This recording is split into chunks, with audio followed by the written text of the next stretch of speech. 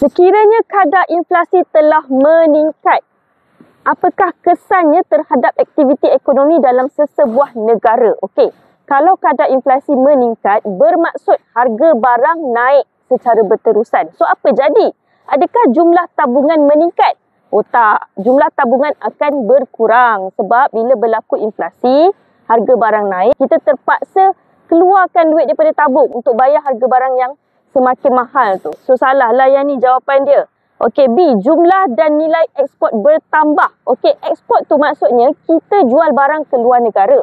Kalau harga barang naik, harga barang dekat Malaysia ni naik, bila kita jual dekat luar negara, harga barang yang kita jual dekat luar negara tu akan naik juga. So, orang daripada luar negara tu dia akan kurang membeli dengan kita. Ekspor akan berkurang sebab inflasi. Sebab harga barang dekat negara kita ni mahal. So, diorang tak nak beli kat kita. Diorang akan cari seller lain yang lebih murah macam tu. So, salah lah yang ini. Okey, C, kadar pengangguran menurun. Yes, betul.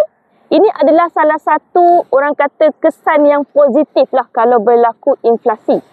Inflasi tarikan permintaan, okey. Yang ni dia tak bagi tahu jenis inflasi yang mana.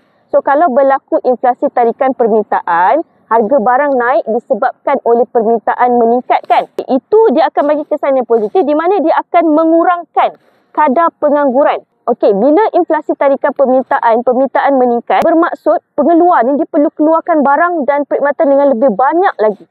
So, pengeluar akan meningkatkan penawaran untuk memenuhi permintaan.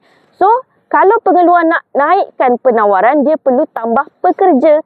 So, daripada situlah pengangguran berkurang. So, jawapan dia adalah